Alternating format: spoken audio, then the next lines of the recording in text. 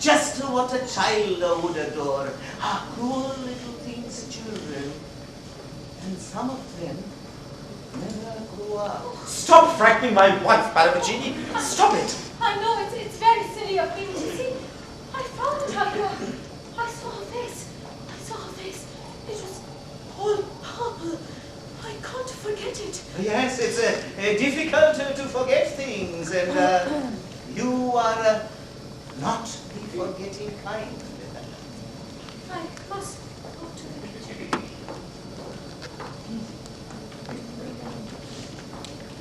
What did you say to the lady to upset her, sir?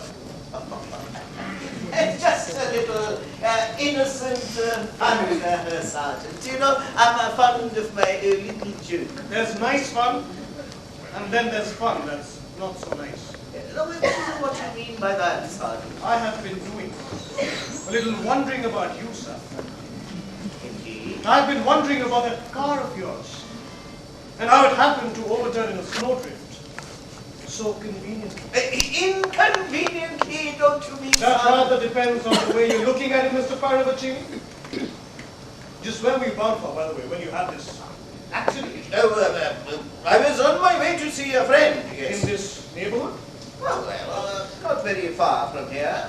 What was the name and address of your friend?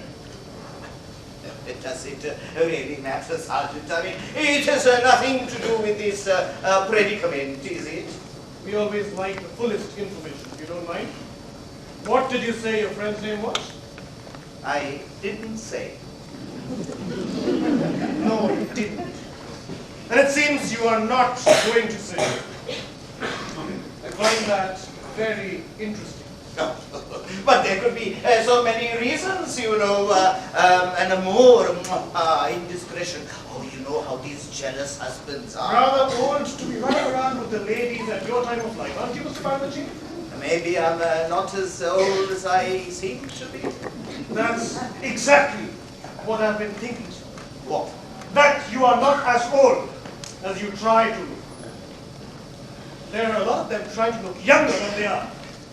But if someone is trying to look older, it makes me ask myself, why? Well then, try again. I mean, that is if you have any more questions to ask. One or two. Where were you coming from last night? Oh, that is simple. From London. What address in London? Ah, I always stay at the Ritz Hotel. Very nice too, I'm sure. What's your permanent address? I dislike permanency. What's your business or profession? I play the markets. Stockbroker. No, you misunderstand me. Enjoying this, aren't you, Mr. Paravicini? Sure of yourself too. Well, I wouldn't be too sure.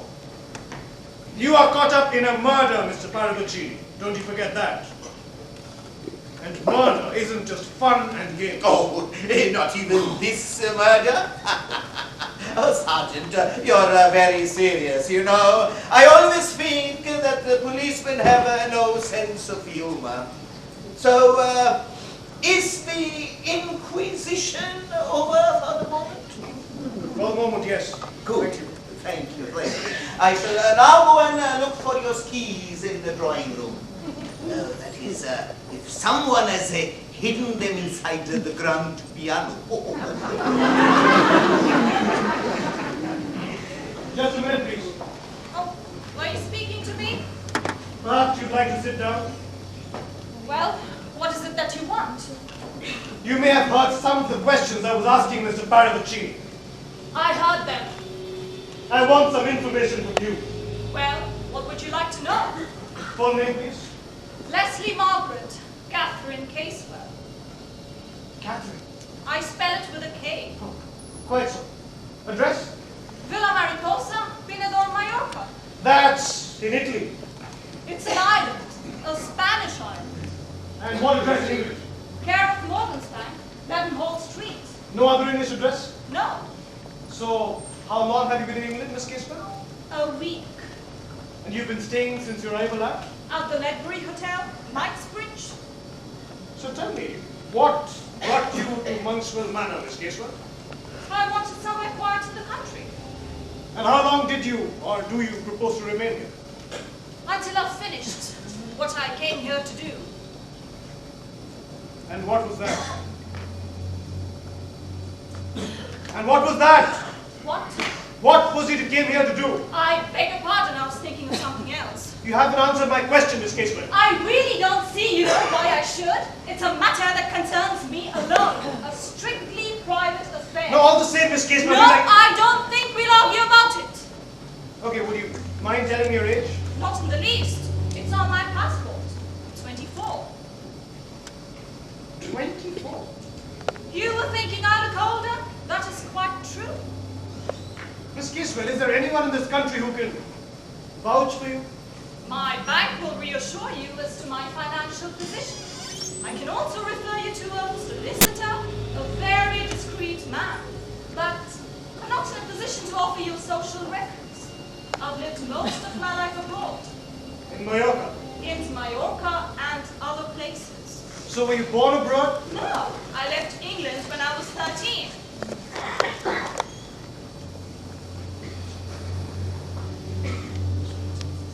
You know, Miss Casewell, I can't quite make you out.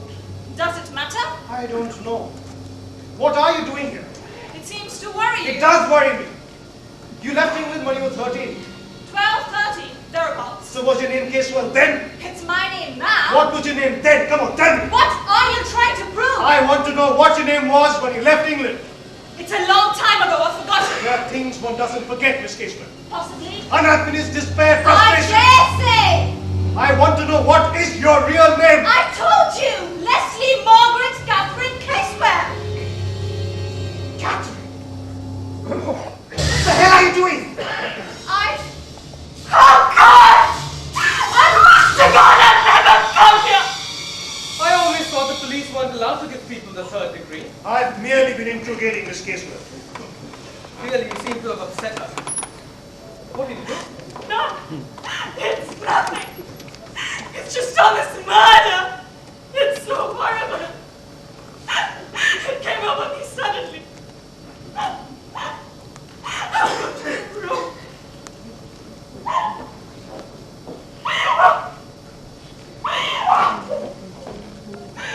It's impossible. You can't believe it. What can't you believe? Good Lord, you look as though you'd seen a ghost. I've seen something I ought to have seen long before. Blind as a bat, I've been all along. But I think now we may be able to get somewhere. Oh, the police have a clue? Yes, Mr. Wren, the police at last have a clue. I want everyone assembled here again. Do you know where they are? Giles and Bonnie are in the kitchen. I was helping Major Metcalf look for your skis. We couldn't find them. I have no idea where Paravicini is. I'll get him. You get the others, please. Thank you. Paravicini! Paravicini! Oh yes, Sergeant, what can I do for you? A little Bo policeman has lost his keys and doesn't know where to find them. Leave them alone and they'll come home, dragging a murderer behind them. What is all this? Sit down, please. Mr. Ralston, please. Must I come now? It's really very inconvenient, There are more important things than meals, Mr. Ralston. Mrs. Boyle, for instance, won't want another meal. That is a very tactless way of putting things, Sergeant. I'm sorry, Major, but I want cooperation and I intend to get it. Sit down, please. Mr. Ralston, would you please go upstairs and get Miss Casewell? She's up in the room, I think. And it will only be for a few minutes. Sergeant Trotter, have your skis been found yet? No, Mrs. Ralston, but I may say I have a very shrewd suspicion of who took them and why they were taken. I will say no more at the present moment. Oh, but you mustn't, Sergeant, I think all explanations should be kept to the very end. Oh, that exciting last chapter. This isn't a game, sir. What is happening? Sit down, Miss Casewell. Now, will you all pay attention, please? You may remember that at the time Mrs. Boyle was killed, I took statements from you all. These statements related to your positions at the time of a murder. The statements were as follows. Mr. Paravicini playing the piano in the drawing room, Mr. Wren up in the bedroom, Mr. Ralston, ditto, Mrs. Ralston in the kitchen, Miss Casewell in the library, and Major Metcalf in the cellar. Correct. Those were the statements you made. I am the means of checking on them. They may be true, they may not. To put it quite clearly, 5 of those statements were true, and one of them was false. Which one? 5 of you were speaking the truth, and one of you was lying to me. Now I have a plan here that will help me discover who it was who lied to me.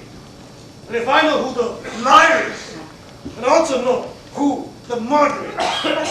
But look here, Sergeant. You just said that you had no means of checking these statements. No, Mr. Ralston, but supposing everyone was to go through the same actions the second time. And what do you expect to learn from that? You will excuse me, Major, if I don't make myself clear at the present moment. So you mean you want a repeat performance? Yes, I do. Well, you can count me out. I'm very busy in the kitchen. I can't count anybody out. Sit down, Mr. Ralston. For heaven's sake, by the looks of you, all of you are guilty. Why are you all so unwilling? No. What you say goes, Sergeant. We will definitely cooperate. We all will cooperate. Molly? Very well. Major Metcalf? Yes. Miss Casewell? Yes. Mr. Paravicini? Oh yes, I consent. Right. So you want us to perform our previous actions once again? The same actions will be performed, yes. Good. Then I shall go back to the drawing room and once again I will play with one finger the signature tune of the murderer. Top. Not so fast, Mr. Paravicini. Mrs. Ralston, do you play the piano? Yes, I do. And you know the tune of Three Blind Mice? So don't we all know it? Then could you go to the drawing room and pick it out of the piano with one finger, just as Mr. Paravicini did? Yes, of course. Good. And please go there and be ready to play when I give you the signal. But I thought we were each to perform our original actions. The same actions will be performed, but not necessarily by the same people. Thank you, Mr. Ralston. But I don't see the point. There is a point.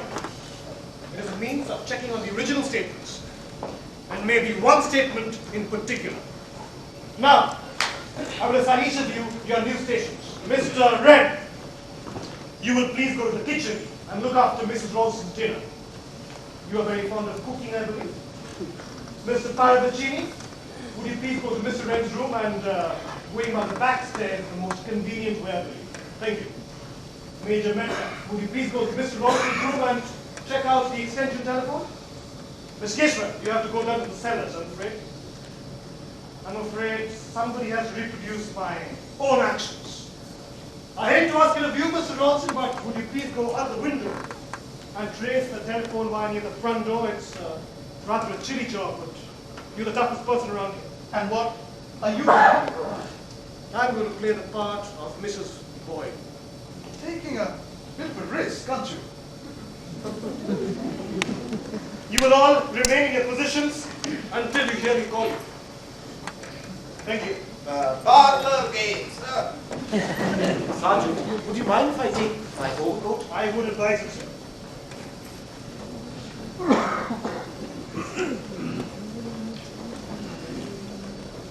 Take my torch, sir. It's near the window.